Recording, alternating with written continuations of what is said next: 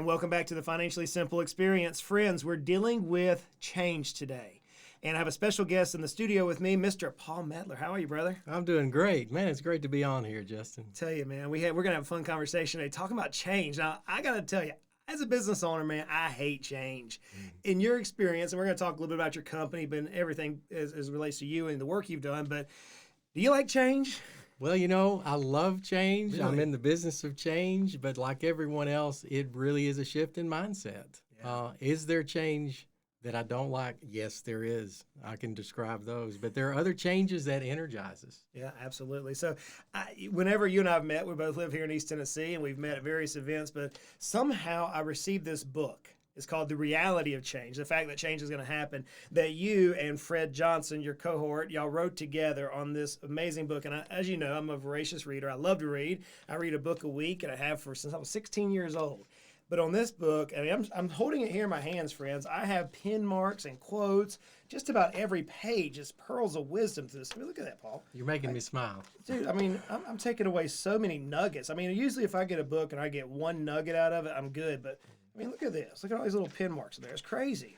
So whenever you were writing this book, The Reality of Change, and friends, we'll leave a link to this book because I'm telling you, as a business owner, you need to read this. It'll help you with your mindset. Whenever you and Fred approached and said, hey, we need to write a book, what was the precipice? What was the reasoning behind this particular move?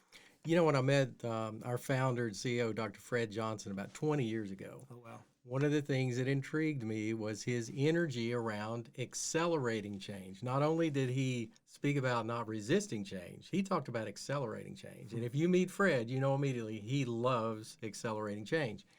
What enabled him to speak of change in that way was that one of the things we fear about change typically is that we think in terms of what is unpredictable. What is the unknown that frightens us from change? When in fact, there is so much about change that is predictable. And I think that's what Fred was able to lock in on with some instructional models that we use with executive leaders and teams and companies, just like those that are with us today. They know that you need a framework for change to make it doable, and you can focus on the unknown or you can track with what is to be expected in change. And certain things are predictable. Certain things that you can prepare for on the inside. It's an inside-out job. So whenever, I know through your all business, Initiative One, and you're the vice president of content development there with that particular company. So Initiative One, friends, will have a little bit of links in the show notes for their particular company. But what are the predictable type of change metrics that you see most common in small businesses or businesses for that matter? Well, to break it down, a couple of things that are big. One is that there's a reason we call the comfort zone. It's comfortable. Yep. And so one of the things that's predictable about change is you need a reason to leave the comfort zone. That certainly involves our purpose. It involves a sense of destination, a sense of where do I want to go, whether that's both personally, professionally, as well as a business sense. The second part of that is expect. With every action, there's an equal and opposite reaction. You can expect that some of those actions are going to hit you in some deep emotional places. And so there are things you can do as a leader, as a company, to prepare for what is inevitable. And that is the blowback that you're going to get when you initiate change. So I want to tear that statement apart and go two different ways. I want to come back to the blowback, but I also want to deal with the first part of that.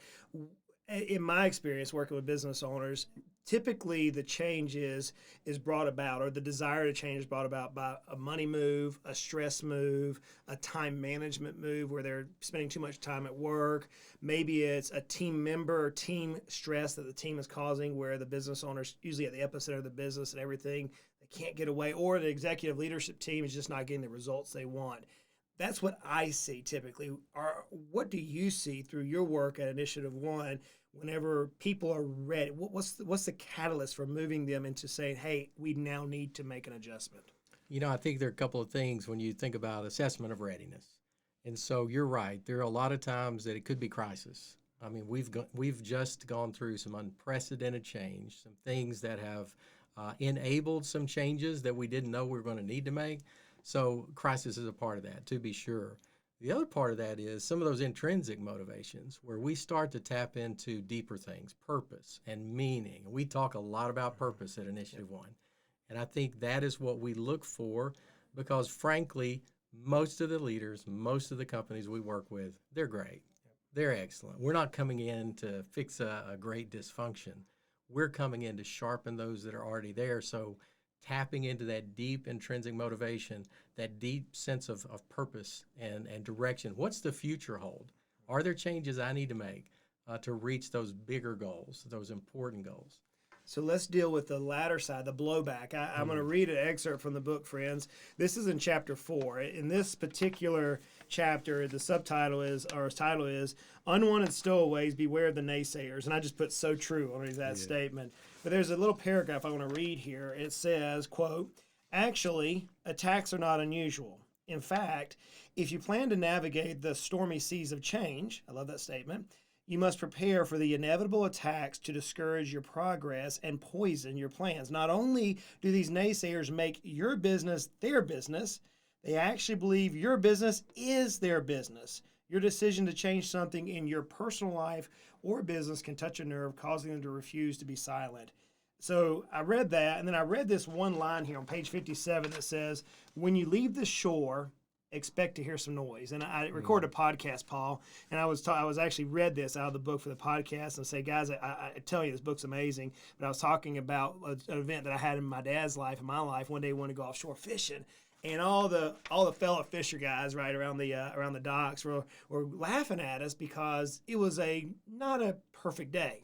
The weather was a little bit choppier. The waves are going to be choppier, but my dad knew the system, or knew the sea, and he said, don't worry, we're going to catch a lot of fish. And we were with a group of guys, and sure enough, it was the absolute best day we ever had on the water.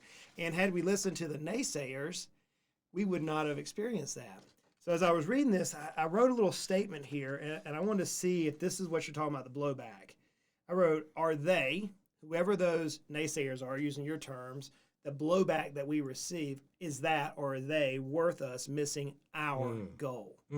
Whenever you're talking about blowback, how do you coach the business owner who knows where they want to go, but maybe hasn't experienced that level of blowback yet? How do you prepare them for that? Wow. You know, that's a great story, by the way, too, because your dad was able to see things that other people weren't seeing. Yeah. Your dad had the courage to trust his vision, which is what's required. And I think one of the pieces, there are two pieces of that. One is that when you change, let's just talk about you. Right. If you change, there's a part of that that says to me, hey, change is possible. Change is good. That becomes a threat to me. If I have a mindset, I can't change, we've all heard it, we've all said it at one time or another, I can't change. And we put all of our power to things outside of ourselves. So our locus of control is here, but we're giving our energy, our power to our circumstances, to what other people say. All of a sudden, you're rocking my world, and you're saying, guess what, Paul? Those messages aren't true. And so you're saying change is actually possible. So a part of that blowback comes because I have just perceived you as a threat to things that I believe, excuses that I've made. And so there's a point there to where I can get defensive, and I actually, maybe consciously, maybe not, I may want you to fail and pull you back so that I feel better about my beliefs. And so that's a part of the noise. Guess what? That noise can also be an internal voice. We can have an internal naysayer just as easy as we have an external naysayer. And so when our naysayer conversations inside our head begin to match the ones outside, they're doubly powerful. Absolutely. One of my favorite verses in Scripture is the Apostle Paul when he's standing before King Agrippa that says, I think myself happy. And he gives an unbelievable testimony to what his strong belief is, because it's all mental. Napoleon Hill's Think and Grow Rich, the idea that the mind controls so much. You know, one of the things that I know that you and I both believe is that in order to affect the future, we must disrupt the present. Mm-hmm. We are going to have to change. If we don't, we're going to continue the definition of insanity, right? Right. So as we deal with change, we first come about, I think you said, that we, as the leaders of the organization, realize that we have to change, and then for whatever the core belief or reason for that. But now we start getting some pushback. Is there a way that we can kind of sidestep, if you will, try to lessen the pushback amongst the team, amongst the vendors, amongst the customers as we go change? What advice would you have for me as a business owner thinking in that line?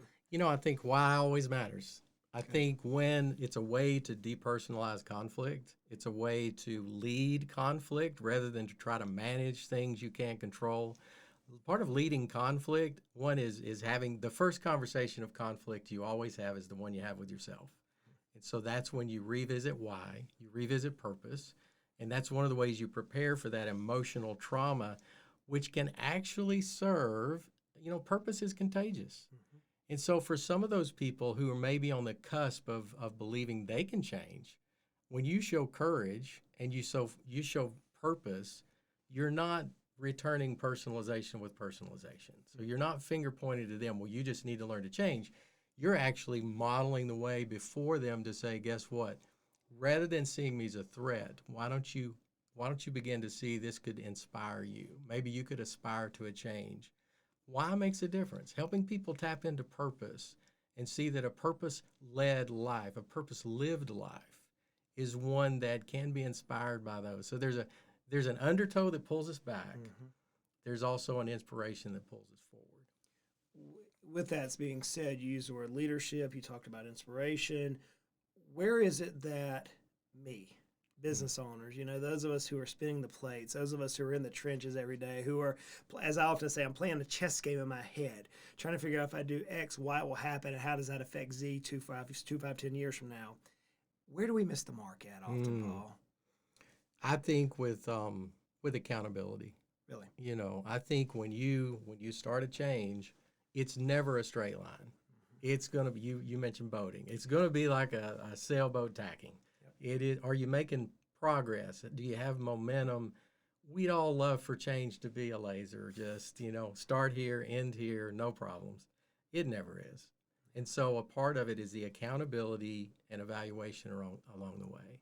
So accountability means that all along the way, I'm going to give and receive feedback, some of it painful, some of it affirming. I'm going to view that, I'm not a failure. I may fail, but I'm learning and I'm evaluating and I'm growing, which allows us then, it's sustained momentum.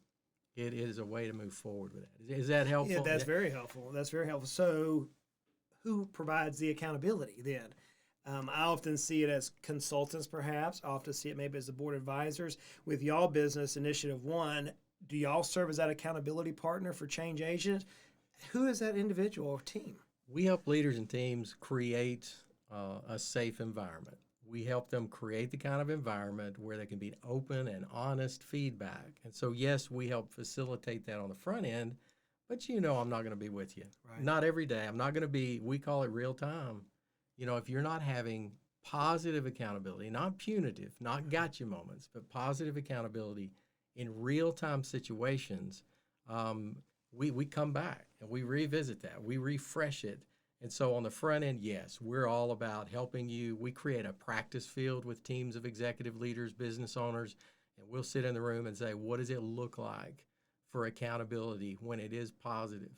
How can you translate that outside of a formal meeting into conversations every day so that momentum is sustained?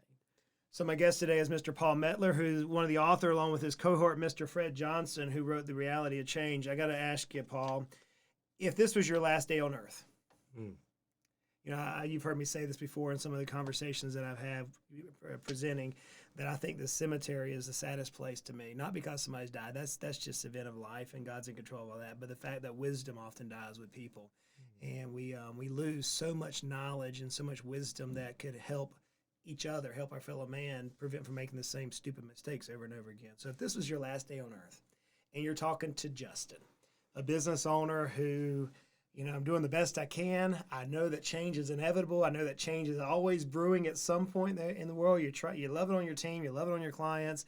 You're working with your vendors.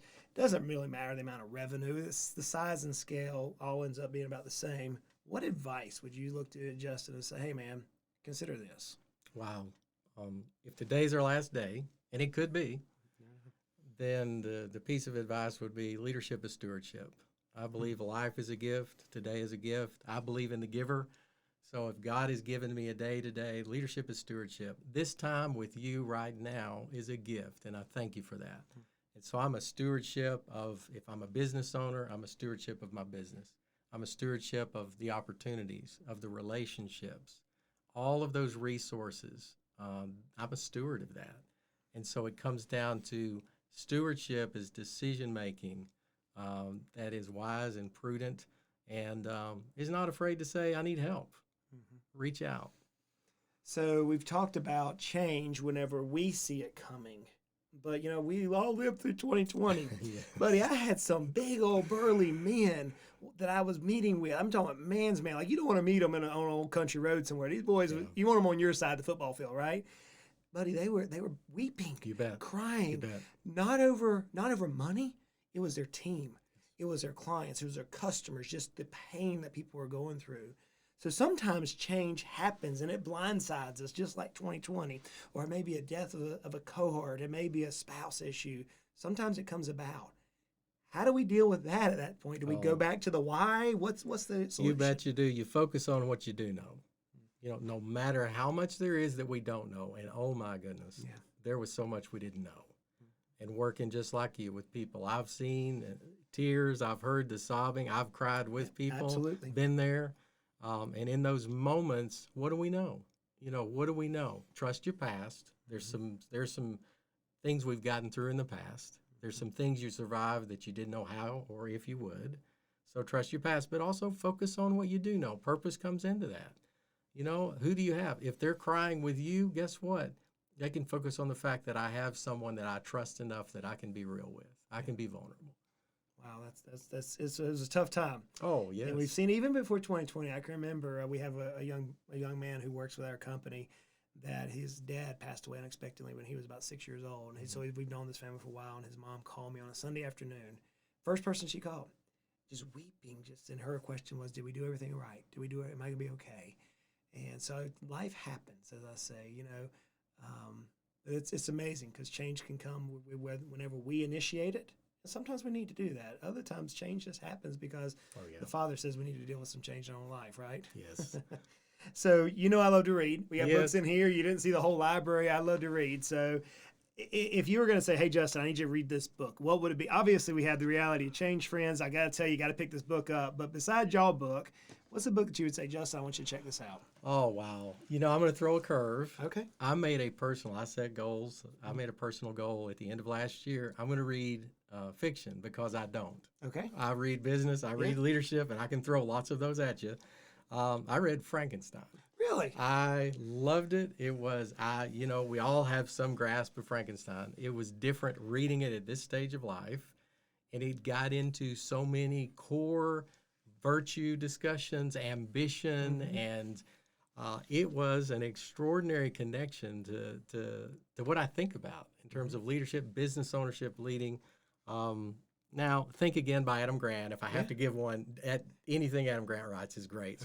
So that's one I throw business. Okay. But Frankenstein's my first answer. Now, I don't know if you've read my newest book, Your Baby's Ugly, but I actually use Frankenstein as a scenario in there because most of our businesses, we wanted to create this beautiful thing, it ends up being a monster if we're not careful. Yes. And it's like we want to destroy it, just like the book Frankenstein talks about. Yeah. So, I read that one. I think it was 2 years ago, and it's amazing. It's really cool, especially from as you said, a business owner's perspective, looking at life and business. So, Paul, man, this has been really cool. I know we could go on for hours talking back and forth about change. It's such a pearl of wisdom here, friends, with Paul and Fred Johnson. Between these two, I'm telling you got to know these friends, know these people. So, Paul, where can our financially simple listeners connect with you, learn more about you, maybe ask questions? How can people get in touch with you if they wanted to? You bet. Initiative1.com. Spell it out, initiative1.com.